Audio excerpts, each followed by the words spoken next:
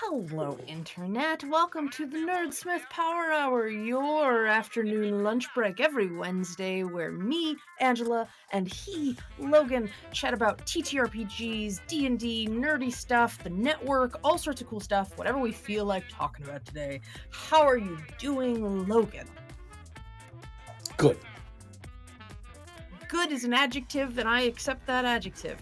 I am doing pretty well. I'm in a weird mental space right now.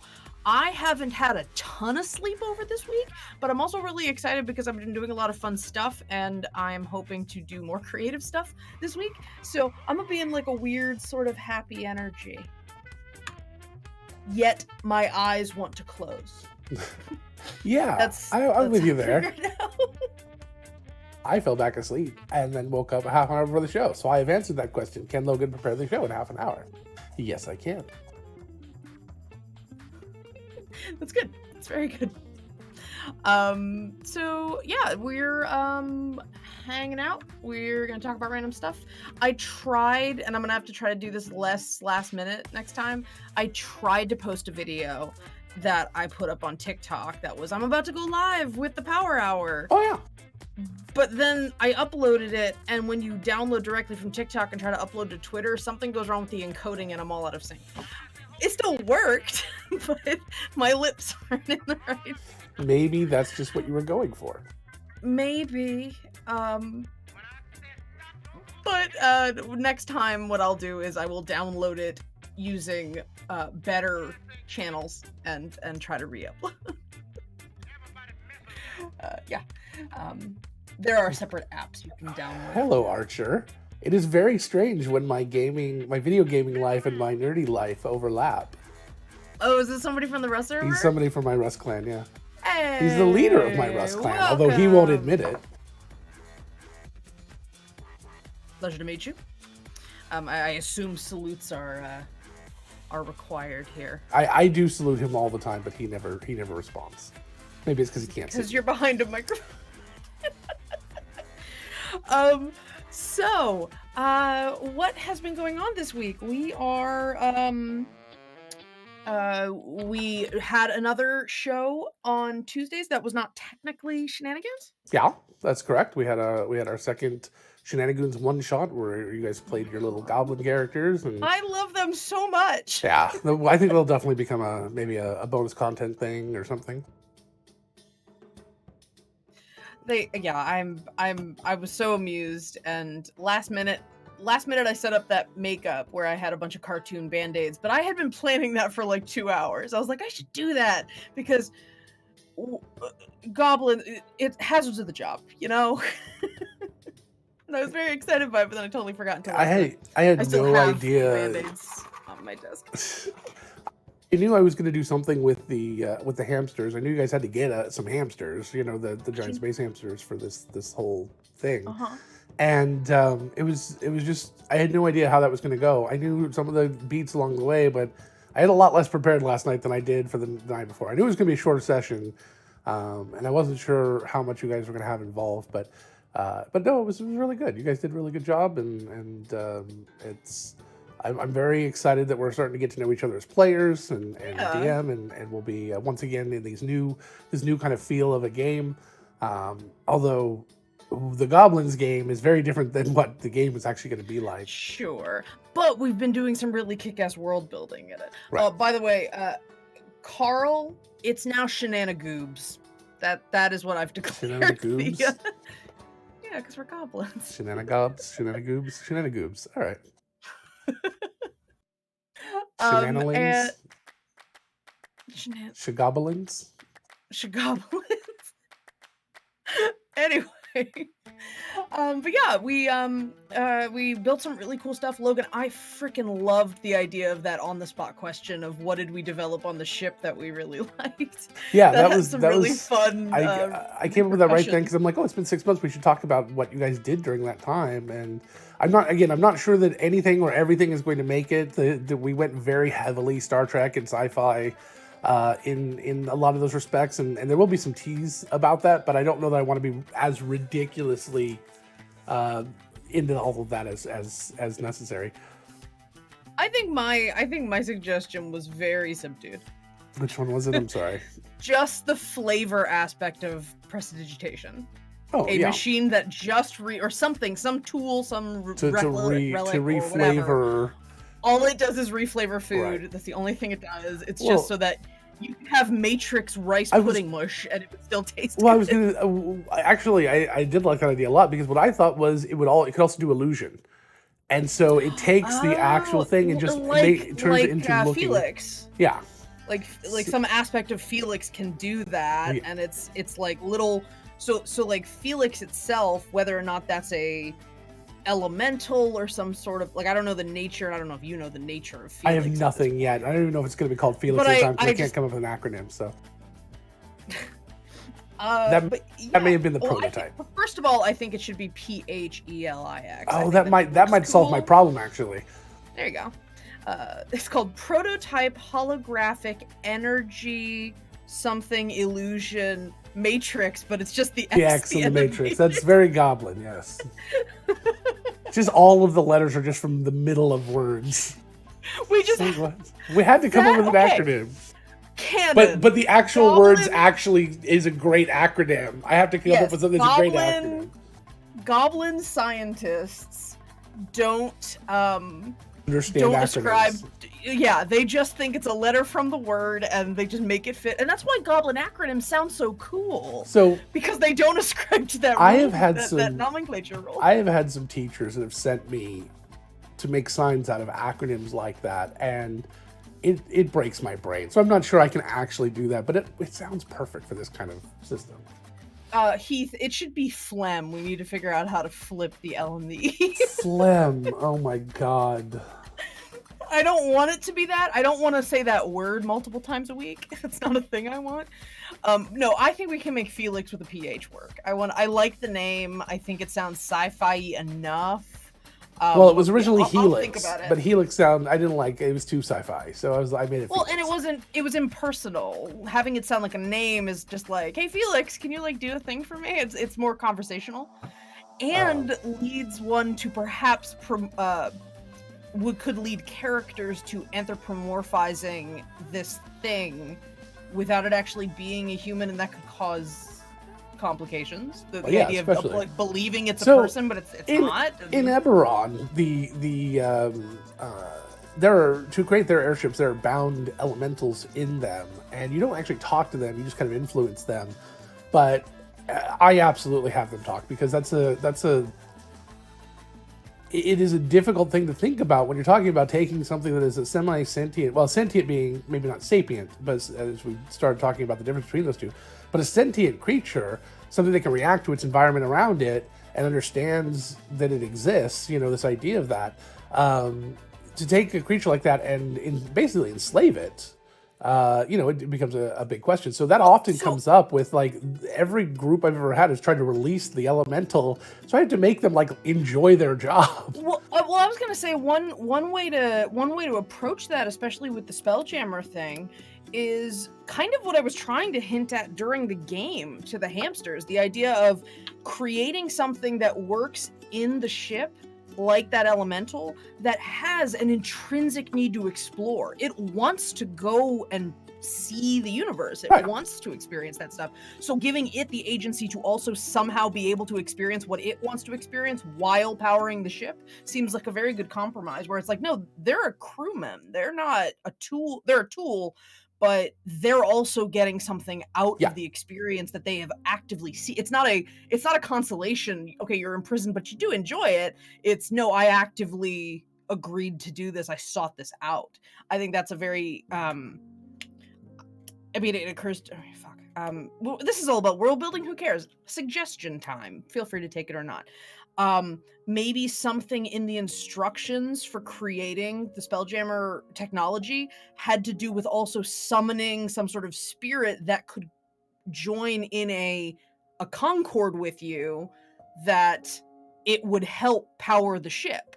So whoever has the technology to make these vehicles had a relationship with this other planar being or this other planar species that also likes doing this thing. So there's almost like a ritual to it. There's a like sort of a metaphysical contract you enter in with this creature, and it powers like it's one of the most pivotal parts of it, but you actively have to interact with another being in order to get it to work. It's not just a tool.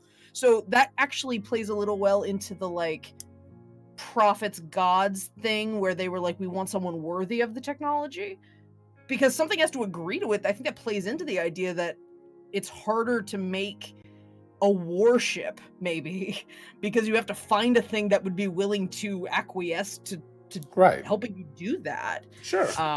So yeah, I also now I want evil spelljammer ships.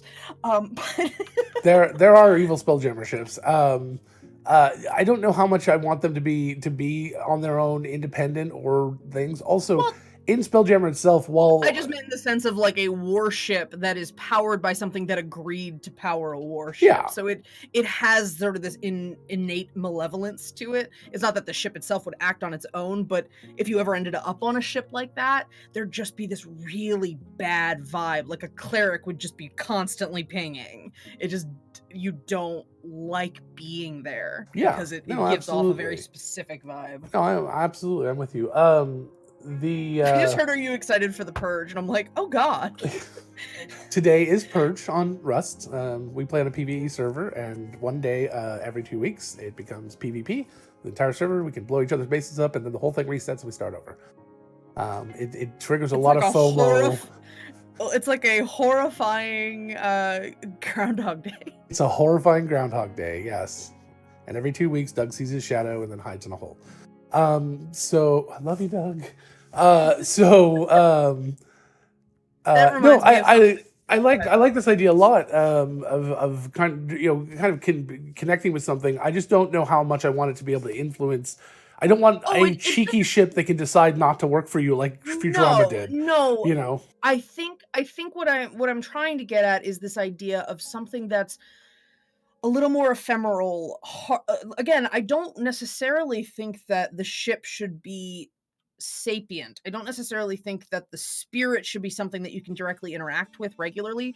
I like the idea of maybe I really dig this concept of otherworldly intelligence not being how we define intelligence. Sure. And there might be just this fundamental disconnect. You can't like have a conversation with it. There was something else that it underwent in order to have this connection to the ship. Yeah. So you're not like talking, it's not like hanging out and having lunch with all you guys in the break room. It's just a spirit that you have, like I said, almost in a warlock old one kind of way. Like you're sort of connecting with it, and it sort of shares some sort of arcane sentience with the thing you've constructed. Yeah. But it's not a buddy. Yeah. One of the things that when I incorporate some new thing into my world, I tease the book. I look through it, and I'll take the bits I like, and I don't really use everything perfectly right out of the book verbatim to start. What I do is I get the concepts and the ideas of it, and I start to roll with it. Like, I don't think giant space hamsters are as important as they are on my Spelljammer ships. They are important, but I don't think they're as important. I just love the concept of them. And I want them to be a very important part of the ship. The other thing is that I did take is, and this is going to be something that may be tough for the crew, knowing some of how the crew is. Spelljammer ships are called Spelljammers because they can only be piloted by arcane spellcasters, arcane or divine spellcasters. You have to have some sort of magical connection because that's the nature of the tech. It's arcanotech. But that actually kind of comes into that. Maybe that being feeds off of the magic, and it is actually what creates the movement, whether you're not how to do it, but you have to infuse magic into the ship to get it to move. It's either you're imparting some sort of magical energy, or in and of itself it comes from, say, an arcane plane of existence.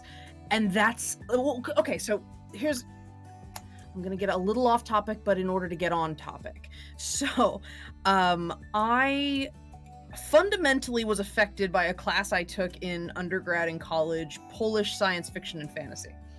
That is a class I took because I was not in film school, but I took every film elective I could.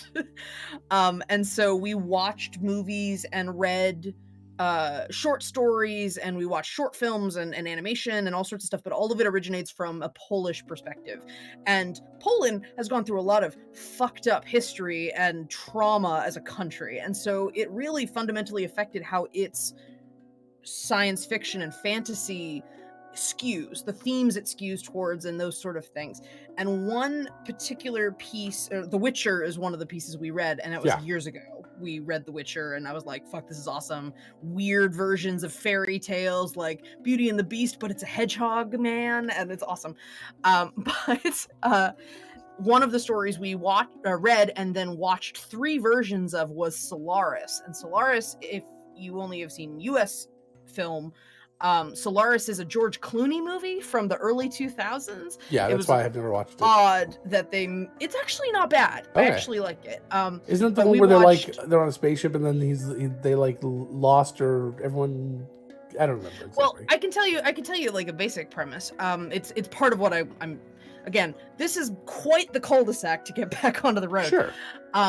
So Solaris is about a sentient planet that was discovered, and the ship of humans from Earth go to this planet in order to try to make first contact. And the skewed perspective that Polish sci-fi has, a lot of Polish sci-fi, is that this utopian concept of first contact, how you're going to find someone and suddenly be like, wow, they're just like us, they're just in another place. Fundamentally wrong, and a misunderstanding of what intelligence is. That there are going to be people, if there's things out there, the reason we haven't heard anything is because they are so different from us and they think so differently that we could never communicate with them in a way that we can conceive of. So there is just a fundamental disconnect, and first contact is impossible. Yeah. And that's kind of what Solaris is about. This planet can't talk to them. They've tried sending signals, they've tried sending pictures, anything they could conceive of to try to communicate with this thing, and they couldn't figure out what. And the crew starts going insane because they're hallucinating things. And it seems like that's how the planet's trying to talk to them. Right. It's reaching out into their minds and pulling things that matter to them. But the things that matter to these people are like their psychoses and fears and people that have died in their lives, things that they cling to. And so they're being Yeah. The things that haunted are on most this ship. they give the most reaction. Yeah. Right, and it doesn't understand emotion, so it's just giving all of this. So how do they know that the input to planet is them. sentient at that point then?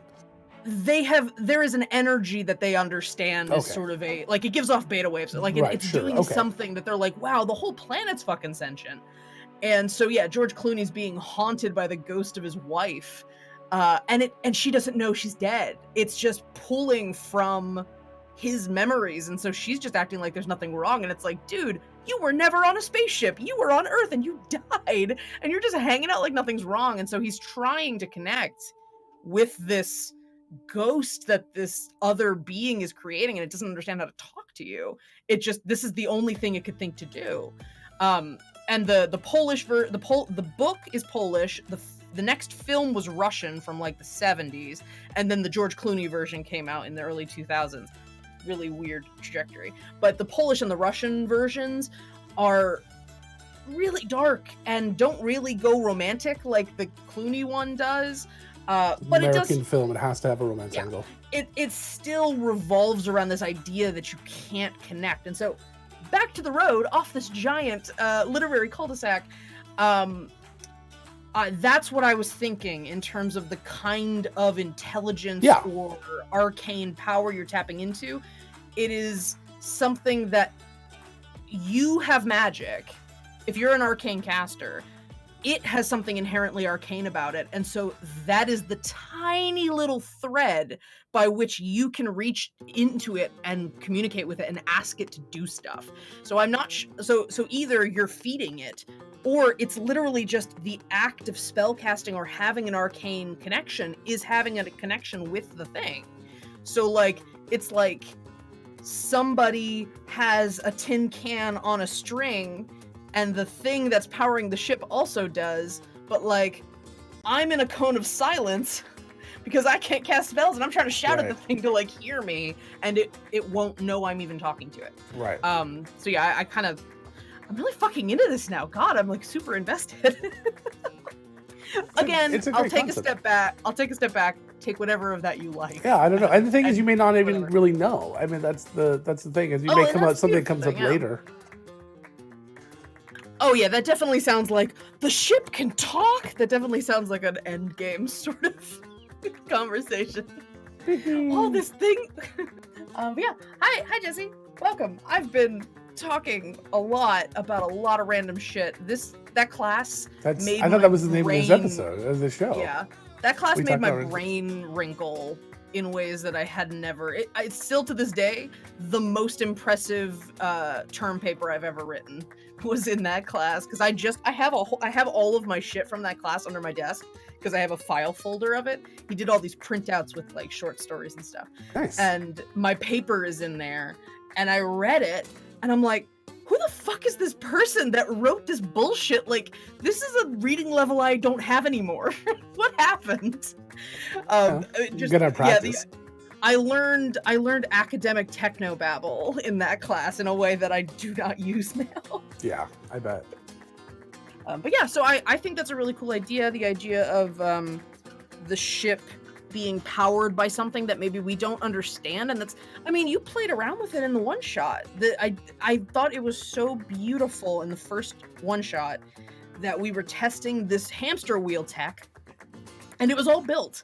Everything was built, and our instructions were to push buttons to figure out what the buttons did. We followed the directions, but the directions didn't have what this does. And I'm not sure if anybody got that, but it was my contact moment. It's the idea of we've been sent instructions to build this thing. I don't know. We don't know what it does. Yeah, I fucking loved that, and that's very much in line with the sensibilities of what I was thinking with this. I saw the comment and I knew who it was without even seeing who it was. Hi, Chad. But yeah, this idea of having the ship powered by a thing that we understand it works. We don't know how we got it to work, but we followed the directions, and now the ship reacts to us when we try to do things. Right. So, like, yeah, this idea that it was just like a static object that we were just like, okay, I don't know how this works. This is just like, there's just like a rock on the wall. It has like runes on it. Nothing's happening. And then near the end of the process, or maybe in the middle of the process, you have to make this connection with an energy, an existence that is separate from ours, and it helps you do the rest of the stuff that you need to do to build the ship. It's very cool. Yeah, I just really dig that. I think we have a question. I haven't been this into sci-fi for a while. Yeah. I'm really excited. Thank you, Logan, for doing this Spelljammer. It's a nice balance. I've been in fantasy so long, and sci-fi felt a different world for a while. Well, that, and I wanted to kind of get away from Vale a little bit and kind of explore some other places, and so that'll be fun. Vale's not gone, but yes. No, it's still there. Taking a break is great. Let's see here. So we got a question somewhere. I can't find it. Yes, I see it. Tessa asked a question. Well, first, she called my TikTok cinematic works of genius, so that's very important for everyone to have heard. But how do you, as a DM, change up your storytelling style when switching systems? As someone who is about to go from D&D to Urban Shadows and Vampire the Masquerade, I'm interested in learning about how your prep process changes. We can both field this, because I have things to say too, but you have actually DM'd most, or at least two of those systems. Yeah, so. I've never. Urban Shadows though is I can kind of, the Apocalypse. I can compare it to Monster of the Week, which I'm not sure if I've DM'd or not, but I've definitely played. I feel like I would call Urban Shadows a mix between between Powered by the Apocalypse and the World of Darkness, because there is that thread of like debt and like responsibility and factions in Urban Shadows that I feel like is very on par with Werewolf and Vampire. I think, yeah, I agree with you. I think anyone who DMs for a while really starts to understand that that every system has its limitations. Every system has restrictions. Every system kind of confines you in one way or another if you want to continue using the rules. And you have to kind of fit within that. One of the big examples I can show of this is the change between 3.5 and 5. When they got rid of all of the knowledges that existed on how to discover monsters and things from 3.5 to 5, that broke me. It completely changed how I had to relay information, and how I had to try to get people to understand what these smart creatures were, because there was never really a knowledge that really fit. So now I just do things a little bit different way. I just do survival checks, or I just give teasers and clues and hints and information. So how does it change? Well, it really depends on the system, but mostly I just try to work within the confines of the rules, so the rules still make sense. And then thematically things will change. So for D&D, obviously it's fantasy, so I think of a lot of the tropes that come from fantasy life and stuff, and I mix in other stuff. I'm doing a whole sci-fi fantasy game now, so you can definitely mix them up, but I just try to keep things. Spy Game takes 5e and turns it into a modern spy thriller. I mean, that's a totally different genre in the same system. I very much try to lean into the game's theme and mood, because that's why we're playing that system. We can change the system if we wanted to do something different. But so when I'm doing fantasy, I'm thinking Lord of the Rings. I'm thinking Gallivant. I'm thinking Robin Hood. I'm thinking that type of thing. Men in Tights. I'm thinking goofy. I'm thinking fun. But also there can be a lot of seriousness to it as well. When it comes to, I call it pathos rather than just seriousness. But yeah. There's a lot of genuine emotion and experience to be found, even if it's goofy. Yeah. For modern games, I don't do World of Darkness the same way that a lot of people do. I don't usually make them extremely political, unless I'm guesting on another show. Then you blow up their politics. Yeah.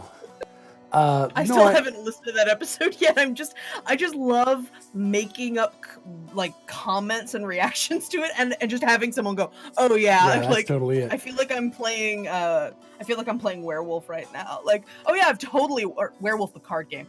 I've totally watched that. So when I run World of Darkness, Vampire more specifically, because I think Werewolf is designed for combat and high adventure. But when I do that, I do dark adventure. I do things like City of Bones, Matrix.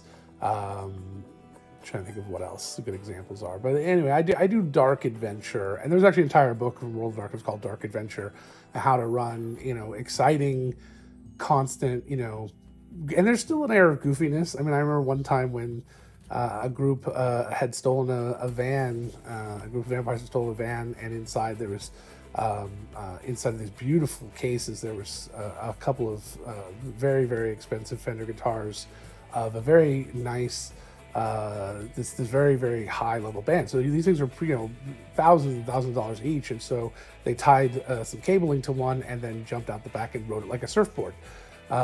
So it's that type of thing that you get that air of goofiness, chaos, just total chaos, and the whole idea was they didn't need the money, they didn't care about the money. It's the one thing they can't replace. Yeah, they just wanted to sow chaos, and one of them was signed. I don't remember who I had to sign by, but it was beautiful and just I don't really give much credit. I don't really give much. But yeah, so it's just there can still be a level of goofiness to it, but you think it's it really depends on the system. So in like World of Darkness for me, there is always that level of horror, but it's a little bit about escapism, but the real world is still there, although it's a darker, more serious version of it, although we're in the worst timeline now, so I'm not sure how I'd run it now, but it's there's that air. You have to, when you're doing World of Darkness, you have to understand that any modern game, I think, there's an expectation that it's going to be somewhat like our real world.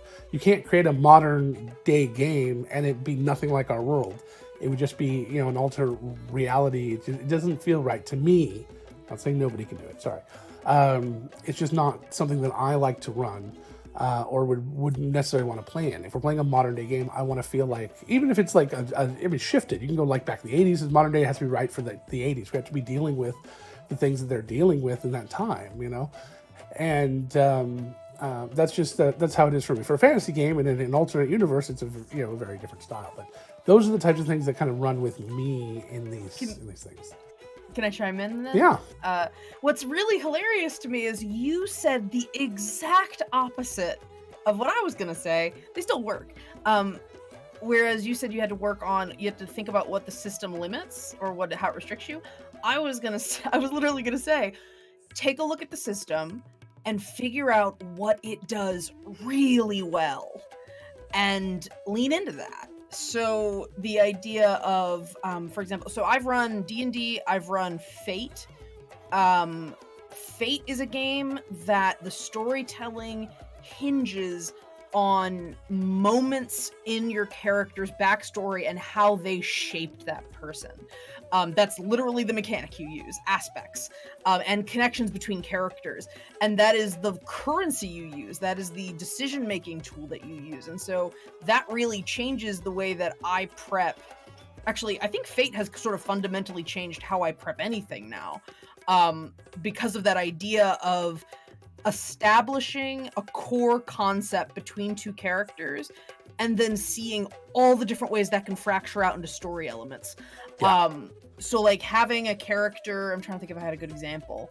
I played a character once, or I had a character once in a Dresden Files Fate game, so urban fantasy, that was a were person. They did not start out, or they're the child of a were person, a person who was originally one of the Morrigan's hounds, so a big Irish wolfhound that could take human form. Okay. And had a kid, and so she was that kid. And one of her fundamental aspects had to do with, what was it? What were you born in a kennel? Was what my aspect was called. Yeah. And her, like, a big thing that like really threaded into her character was not connecting with being completely human, but not connecting being completely bestial.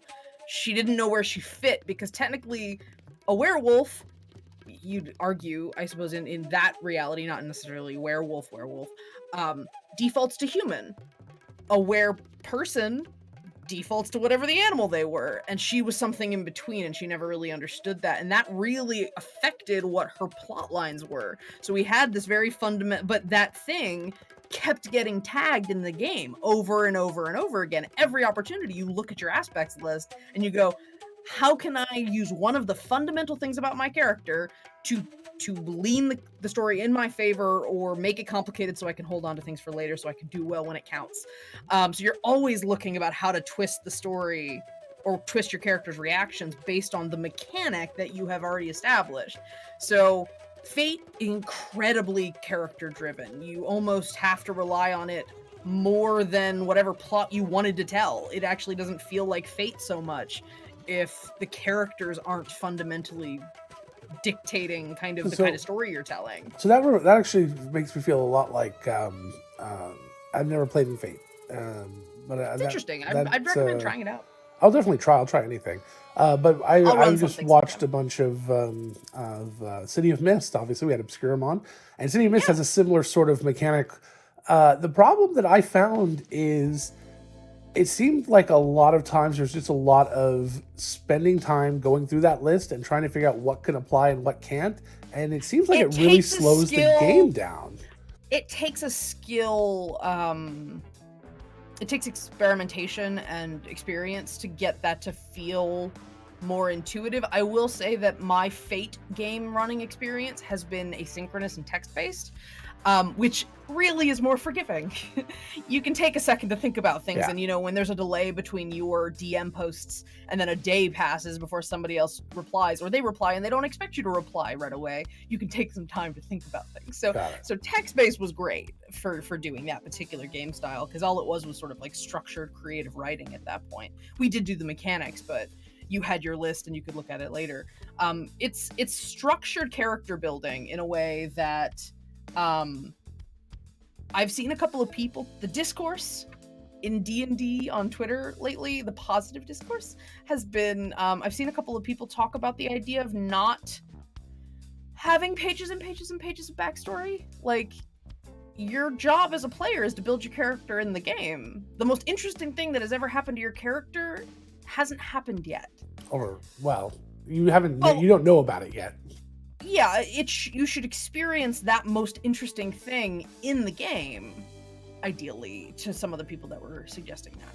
The idea of, if you build so much into your backstory, and I am totally at fault for this, or I do this all the time, if you build so much into your backstory, you might just be thinking about that all the time. It's sort of the opposite of Fate.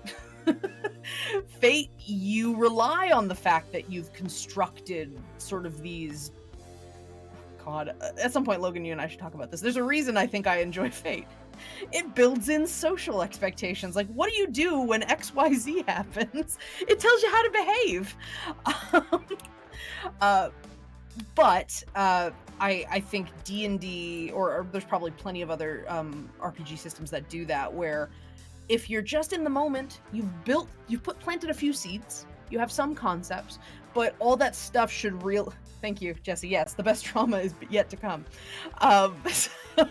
So yeah, this idea of starting with a concept. If you can't describe your character in a tweet, you've done too much. That's a good idea. Because and there are obviously different strokes for everybody, and it depends on the game, depends on the DM. That's kind of the beauty of this hobby, is that you can have a different experience no matter what you're playing. But yeah, I've been trying to internalize that a little bit more, even though Shenanigans, I have been thinking a lot. I've been trying really hard not to fill in the details, though. I have like very vague story beats, but I don't have much else beyond that. Because I want to let other people inform things. I also think this comes down to a problem of having to plan these things so far in advance. You know, if you get together with your buddies and go, "Oh, you just start thinking let's make idly. a character," and let's make our characters and we'll start playing. You can start doing that right away. But when we're like, "Oh, we have to make our characters a month ago, 6 weeks ago," and we have to think about them, and we have to create their art, and we have to, it's like, oh, well, you have to have some sort of trinket or emblem that you keep with you. Why do I have this thing? And my character has scars. How did they get those scars? Yeah, it's like you have to start adding all this in, and it becomes difficult. But again, that feeds into why streaming is different than playing at a table in person. There is but I have had people show up at tables when we said we would make characters, and they already have their character done with backstories. So it happens both ways. TikTok is a really good coalescing of that habit in me, where it's like, here's a tag, make a character, and then I have a character, and then I make lots of videos for them because I have all these cool ideas about them and stuff like that. Yeah, again, it depends on the one-shot, depends on the campaign. One of the things I really love doing with one-shots, oddly enough, I like to push against the recommendation about having too much backstory. Sure. In a one-shot, I like collaborating with the group and building some stuff, because I think one of the most impactful games I've run so far has been one of the one-shots we ran during Pride Month last year. I ran a game that I called The Spectaculars, and it was all about a family, like an actual nuclear family, going out and adventuring. And I was weirdly specific with what I wanted, because I wanted the game to fit with pride as a theme. Yeah. Pride being family, which I thought was very fun, but also pride as in, I said, two of these there are two mothers in this family, there are children, whether biological or adopted, and there is one like extraneous relative, grandparent, cousin, whatever. That person can be a little more freeform. And then I had a list of like 4 requirements that I said, somebody pick one of these. Basically, I did what we did with Shenanigans this year. I had a list of connections, things about your character, and then they picked them. So when we walked in, they had a little seed of their relationship to each other, and they knew how they interacted with each other. Right. Because I wanted, the moment I did the like sort of going through the RV and looking at everybody, I wanted everybody to have a sense of how they were going to react to each other. It was not a everyone meets in a bar. It's you've all known each other for years and have an established familial relationship, which worked so beautifully, and it was a really great session. And I want to keep playing them. I love them. But this idea of giving them the seeds and working together just a little bit so that we had this sort of cohesive glue, and by saying you're all a family and you love each other, set a tone as well. So it was really, really lovely. I liked that dynamic Yeah. a lot. It was really, really fun. I'd like to go back and talk a little more about Yeah. what Carl's Yes, I saying know. here. Yeah. I think, Carl, what it comes down to for me is the idea that the players can get a benefit if they can apply this phrase to a particular situation. Because then what happens is they sit there and spend their time trying to think of how can I apply this phrase to the situation. And it happened a couple of times in Obscure. Not as often I've seen in other games, but where people are like, this particular phrase totally fits. What do you mean, DM, that's not letting me shoehorn this in there? Because I think it totally fits from this extreme, strange, bizarre angle. And it makes it almost adversarial, where you're kind of fighting against the DM to get your points in and be like, this is how I see it, but you see it differently. And that's how it comes down. I've dealt with that a lot before. If I was going to go with a system that uses descriptive phrasing instead of a stat block, I would look at like Mind's Eye Theater. If anybody's done any live action vampire or werewolf. Oh, okay. In this system, your stats, like you have mental, physical, and social stats, and they're broken down, but then you just choose descriptive phrases. You know, I'm cunning, I'm intelligent, I'm funny. And when you're in a challenge and you're trying to compete, you will throw out a one of these descriptors, and you say, I'm more cunning than you, so I'm going to win this challenge. And then you throw rock, paper, scissors, and whoever wins, wins. And then you can go, and the thing is, you can challenge over and over and over and over again and basically beat them down with sheer force of will, except in those very rare instances when somebody may not have that. You may just not win the throw. Carl, I knew you'd done some Mind's Eye Theater, so. One thing I would say that I just realized, for some reason I'd never made this connection. One of the downsides to Fate, and something that you need to work really hard on with players in Fate, is that it is, unfortunately, in my opinion, very prone to my guy syndrome. When somebody so the whole point of building your character in a Fate system is the aspects need to be very malleable and very versatile in what they can do in the game. So you want to stay vague but like specific at the same time. So you want it to feel unique, you want it to feel like it is something that can create fun dynamics, but it also has to be sort of universal enough that you can improvise lots of scenarios where it can work. But one very easy thing to do, one last context. So your aspects have things that give you benefit and things that give you detriment. There are different words for them, but I won't worry about the vocab. You can earn later successes by taking the bad stuff now. Like you get fate points for letting bad things happen, or if the DM wants something complicated to happen based on your aspect, they can offer you, and you can do almost a bid war where they're like, I don't want this thing to blow up in my face. Well, are you sure? What about 2 fate points? Okay, fine. And they'll let something blow up in their face. But if your complication has to do with they're an asshole, or they get into fights, or they hate this thing, or something makes them angry, if that's the compel that this has, you run the risk of having a character who is so thoroughly unlikable because it's fundamentally part of their character.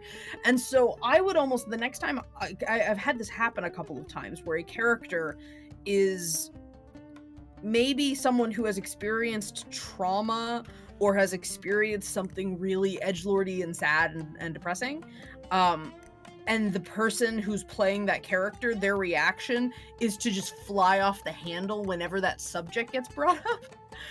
And that's not a characterization, that's just a conflict generator. That's all that is. Yeah. Conflict doesn't mean toxic. Conflict doesn't have to mean angry, mean, and antipathy. It doesn't have to mean those things. Jesse, I'll explain. My guy syndrome is when you do something in character, regardless of whether it is a conducive to the story.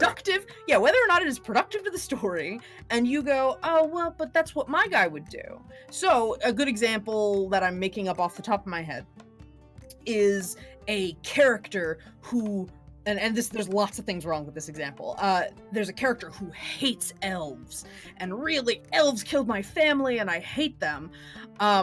And the DM presents the player with a group of elves that are pacifists, and they've never even heard of this group, this one elf dude that killed this character's parents, and that they hate all elves because of.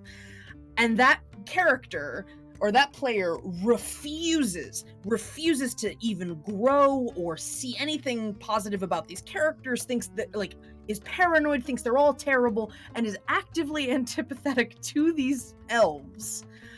And you go, dude, they've never shown us anything to hate about. And he's just like, oh, well, you know, my guy just hates elves. I'm sorry. It's a hand wave for, in my opinion, it is often used as a hand wave for problematic behavior. Yeah. That it is pushing so hard to avoid quote unquote metagaming, or what I want to come up with a new word.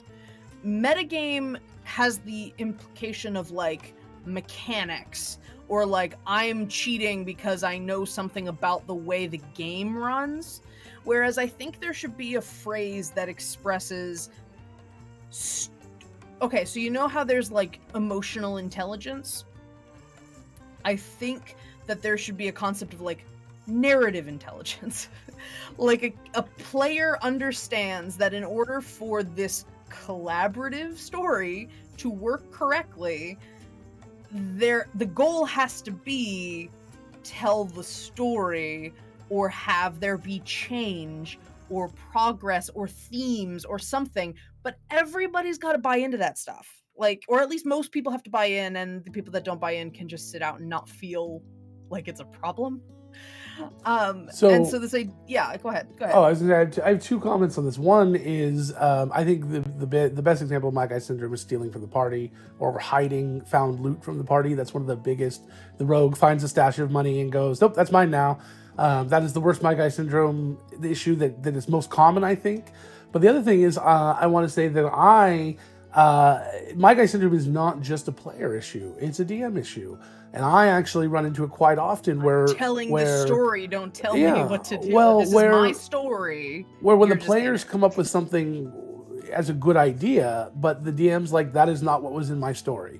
And I'm very guilty of this. As a matter of fact, I felt like I was doing it last night, but that's because I wasn't really incredibly prepared for last night. I was just mildly prepared. So the players came up with a couple of good ideas last night that after I kind of dismissed them, I went, I really should have just yes-anded those. They were actually okay ideas. I could have rolled with them, but in the initial thought, I couldn't think of how to fit it in. So instead of yes-anding, I shut it down. I felt really bad. And that's a type of my guy syndrome. It is my world syndrome. This is what my world is like. I'm not going to change it for you. My world. I like it. For you little players.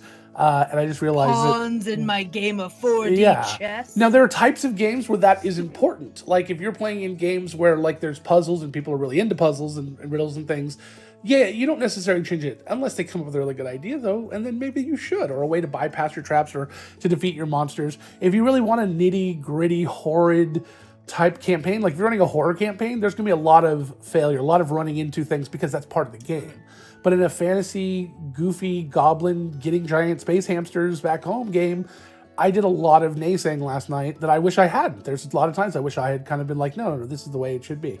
So my guy syndrome is not just, there is my DM syndrome, my world syndroming as well. The other thing you said that I'd like to go back to is... Yeah. And I know you didn't mean it this way, but metagaming, I really want to try to remove the idea that metagaming is a negative thing. Sorry, I didn't mean to even say that it was. I just meant like... You kind of equated it to cheating. And there Sorry, is a but way. it is a yeah. Yeah, Go ahead. metagaming is a tool. And the Angry GM, who is a blog I don't recommend because he cusses a lot and is very angry, but he says a lot of great stuff when he gets to the point. He actually brought up a great point. So, you know, one of the big metagaming issues that I have run into in the past is the trolls. Trolls is always the worst because every D&D player who's played more than one D&D game knows that trolls regenerate if they don't get hit with fire. So the question becomes, how many spells does a wizard have to throw at it that are not fire before they use their cantrip of fire? And that is a version of metagaming. Just want to make a bonfire under the troll. Yeah, you're just reverse metagaming basically. You're metagaming to the point of trying to not do the thing. And how many times do you have to do that? Do you have to roll an intelligence check? It becomes kind of ridiculous. So I've actually tried in this next game. I'm telling the players, I said, if you guys know something out of game, go ahead and use it in game. The trolls may not be fire vulnerable in this one, or the trolls you're fighting, but I usually try to give an example of why they may not be. They may not look the same or something. They may have red skin instead of green. This is something I've never seen really leaned into, and The Witcher's a really good example as a world building concept. Maybe I'll suggest this for shenanigans, but I've never really felt in a game the weight and effect that fables and urban legends and traditions have on people's understanding of supernatural creatures. I've never felt like that is a living, which is where 90% of our Fae information comes from, you know, that we use nowadays. I think that's I want to explore that in a game a little bit more. Like, you go to a tavern and you hear someone waxing on about this like monster that apparently lives out in the woods, and there's just this idea that we've talked about this idea that you're an adventurer, you probably know some shit. If you're anything other than level 1, you're gonna know something about something because you've encountered them. But even level 1, if it's the area they grew up in, they still would have heard those stories, you know. So I said we're starting at level 3 in Shenanigans 2, Shenanigans, and I told them, I said any of the stuff you guys know out of character, it's just stuff you've learned along the way as part of your adventuring. But I also like the idea of leaning into this idea that it's also things you've learned from stories. The bard used to be able to roll knowledge checks on literally anything in 3.5 and before. They could go, I might know something about anything that exists because I may have heard a story about it. Jack of all trades. I love that idea still. You know, the idea that you may know something about this particular animal, but I also like the idea that we're going to remove a lot of the, well, what do I know about this character? Let me make a check rules. Because it's like, well, what do you know? You know, whatever you know is what your character knows. That's fine. Let's just go with that. Okay, it's a green-skinned troll with a big, long, strange nose and these long, dangly arms. And okay, we probably want to use fire. That makes sense. Let's use fire. And, oh, look, it worked. Yay! Let's move on, you know?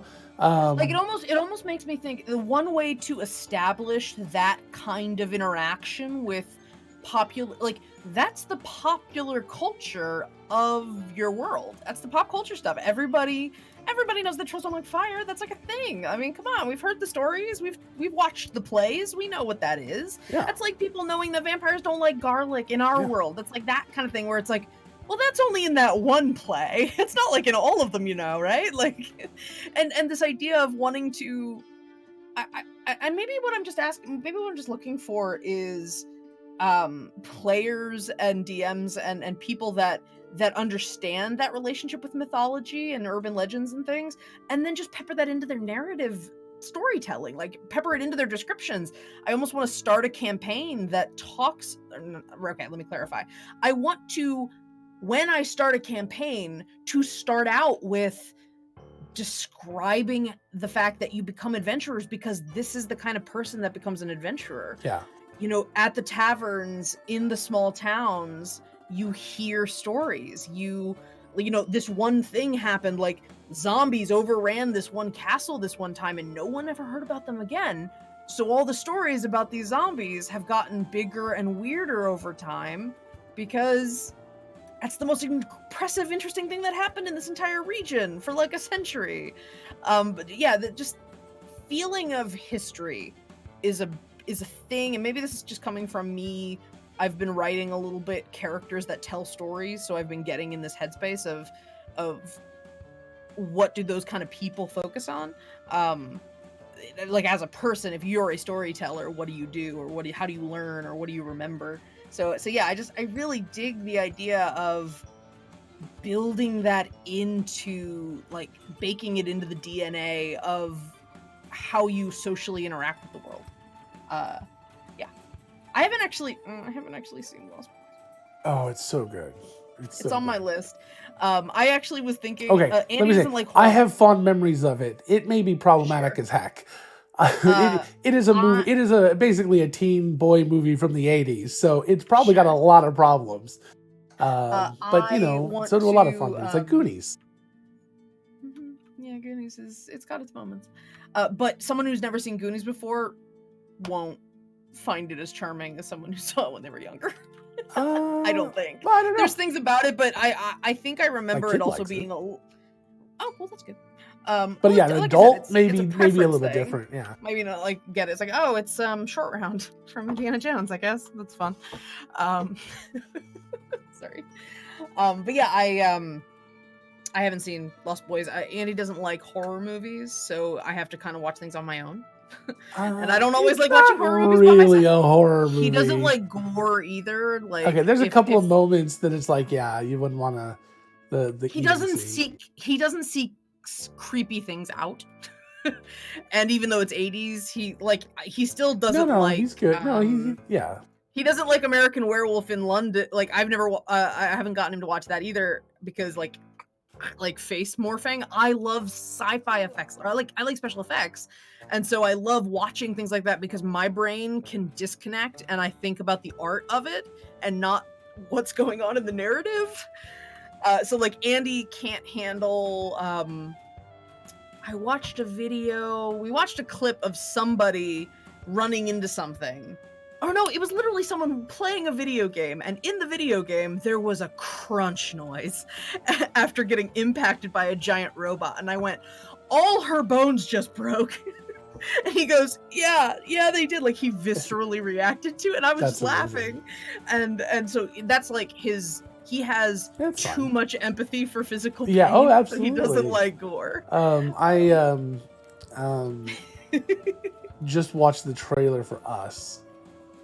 It's so good. I got him to watch Us, though. He watched Us? I explained it to him because okay, here's what happens. I pre-screen movies for him because I don't mind watching something twice because I love, my entire personality is built on that psychological principle of how you look at other people when you're saying something. Like the people that are important to you, you go see if they're laughing. I do that all the time. I watch Andy watch movies. That's what I do. So I pre-screen movies. I watched Get Out because I wanted to. Andy didn't want to see it because he saw the trailer and was like, nope, I don't want to watch a scary movie. And so I watched Get Out, and then I told him, no, Andy, you don't understand. This is really good. And he had seen Cabin in the Woods. That was an example of one that we had watched because we liked Joss Whedon properties, and we liked some of the cast that were in it. So we went to go see Cabin in the Woods. He loved the movie, except for every moment of scary horror, which is peppered throughout that movie. So has he seen? The movie's a comedy. Yeah, but has he seen everything that leads up to it? I mean, everything it references. No. Oh, okay. So he hasn't seen Army of Darkness. He hasn't seen Evil Dead. No. Okay. Nope. I don't know how you'd see that movie and enjoy it without seeing those things. Oh, it's got. I mean, he's smart enough to understand horror movie tropes. Or rather, smart enough, I'm sorry, that's a terrible way to put it. He understands horror movie tropes, and he recognizes, like, oh, that's a Saw reference, or oh, that's that's a thing that exists in the public consciousness, but he doesn't I couldn't imagine that he wouldn't enjoy Evil Dead 2 and Army of Darkness, though. It depends on how, he can get squeamish about gory stuff and, weird fake It's stop motion animation, though, so it doesn't look great. I mean, it looks like Jason the Argonauts level stuff. Just don't watch Evil Dead 1, which had a lot more gore and a lot more horror. Well, that was a horror. That was a straight up horror movie. It was a student horror movie, so let's be clear. It was trying. But yeah, the idea of so I watched Get Out, and I told him, no, Andy, you don't understand. This movie's incredible, and we loved Key and Peele. So I'm like, no, Jordan Peele did an amazing job with this. It's got his acerbic sort of wit in there. It's really good. And then he watched it and he's like, all right, that was really, really good. And then I went, Andy, you trusted me on Get Out. You have to trust me with Us. And so we watched Us and he went, okay, that was really good, but that was maybe like a little more scary than I wanted. So he Get Out is less scary than Us? Us is creepier than Get Out. Okay. Get Out is well, okay. Get Out is psychological, but Us is supernatural.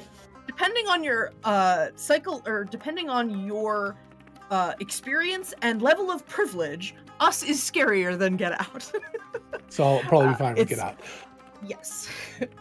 Well, but Get Out, it's like if you are conscious of microaggressions, you're almost definitely am. You're almost cringing the whole time, like, I can't believe, no, not in a bad way, but like, I can't believe that just got said. Holy shit, I can't believe that just got said. Right, it makes you so, I think it's like a knife sharpener for your racism radar. and then it just does amazing things with the concept, and it's just really good. I've actually been watching Black Lightning, which has been an excellent show. I recommend it for anyone. It's been amazing. Yeah. I haven't got a chance to watch it because I haven't seen any of the superhero. I haven't seen any of the DC shows. I didn't know if it was DC or not. It looked interesting. It's on the same channel, so I assumed. Yeah, I just watch on Netflix, CW. So I don't know where anything is. If it's not, it's on Netflix or it's on Hulu. I don't know where they actually come from. I know nothing. And someday we'll talk about The Good Place. So that's got to be. We got to do a special 2-hour episode to talk about The Good Place. Holy crap! Yep. We can't start. Show. We're already over time.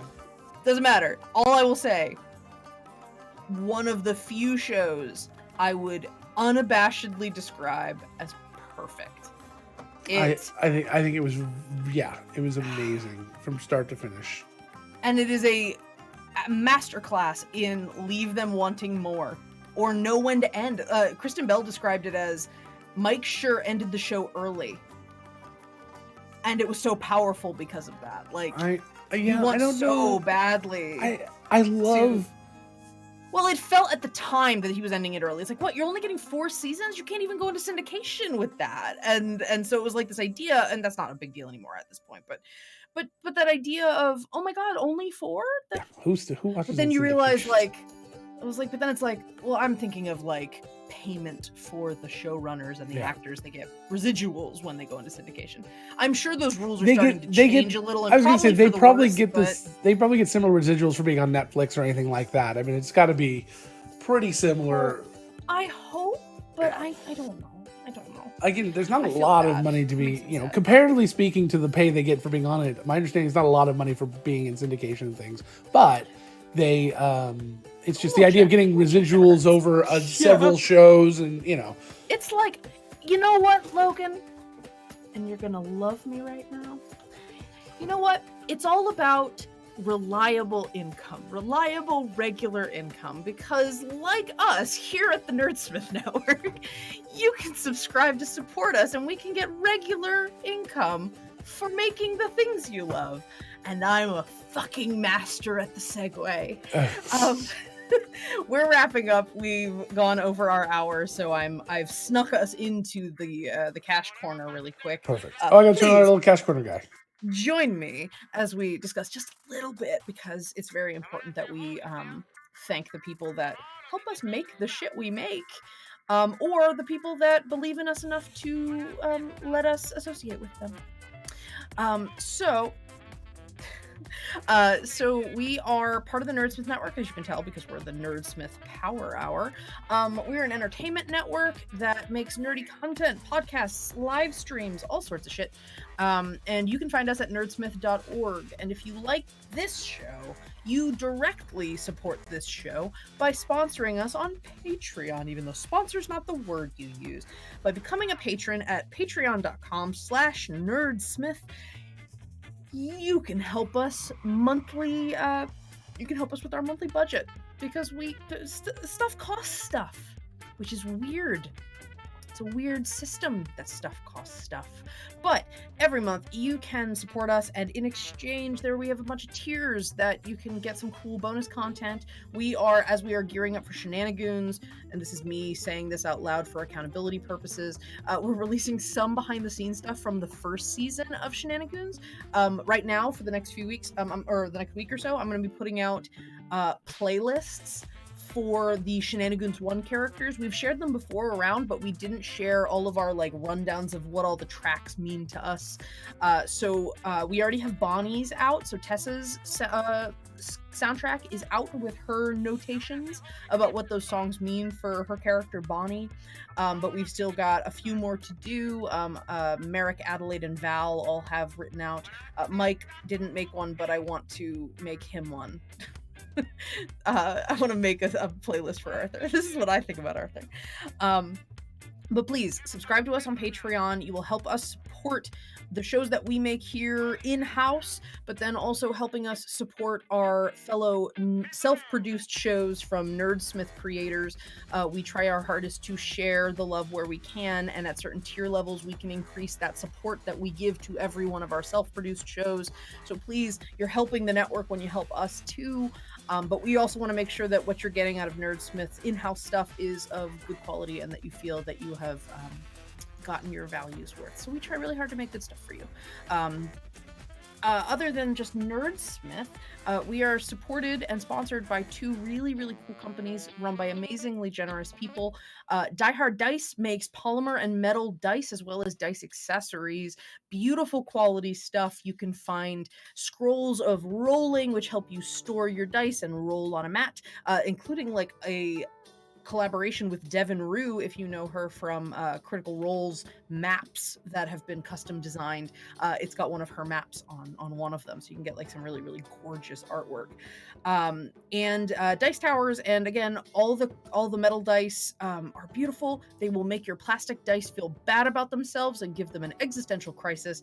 Also possibly dent your table, so make sure you get a dice tray from Die Hard Dice as well, because they're felt and comfy and you won't hurt your tables. But please check them out at dieharddice.com. You can use the code still, we will change it eventually. You can use the code DRPG when you go there. If you haven't bought anything from them yet, or you haven't used the code yet, you get 15% off your purchase. So please check them out, dieharddice.com, and roll with the best. And then finally, we are sponsored by World Anvil. World Anvil is an amazing world building and campaign management website and community with incredible people. I think they are well over 500,000 subscribers at this point, or not subscribers, but members. They have some really cool collaborations that they've been doing lately with other companies. They've got some really cool projects on the horizon.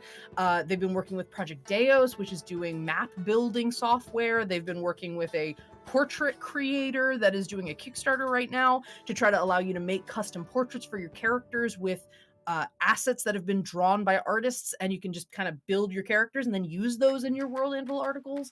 So if you want to share a wiki or create an article or run your campaign through World Anvil, you should check them out, worldanvil.com. You can try it out for free. You get a lot of really amazing features, and if you want to get more customization or you want to do stuff for an outward-facing audience, because say like us, you're streaming, you can become a guild member and subscribe to them for some very, very low and reasonable monthly subscriptions and get some really cool customization features like custom URLs and theming, so you can make your pages look all like pretty and original and unique for your world. So yeah, we love World Anvil. They're super kick-ass, and you should check them out. Worldanvil.com, and their thing is Light Up the Forge. I remember. The Cash Corner was exceedingly long today because I started waxing poetic about them, but I do actually genuinely care about these sponsors, so I think it's worth it. Awesome. Alrighty, that's it. Thank you for the sticking around for the 5-minute infomercial. Yeah. So we are the Nerdsmith Power Hour. I'm Angela. I'm Logan. This is Logan. Logan, would you like to say anything else? Because I've been talking for the last 10 minutes. No. Oh, I think we're great. That was perfect. Thank you all so much for joining us and for asking us questions today. That was awesome. We love questions. Being able to share things with you guys. I am still in the very high creative mood. So when we get off today, I'm gonna go make something. You should too. You should go make something. I'm not just talking to Logan. I'm talking to you guys out there. Yeah, definitely talk to you guys. I'm gonna go purge.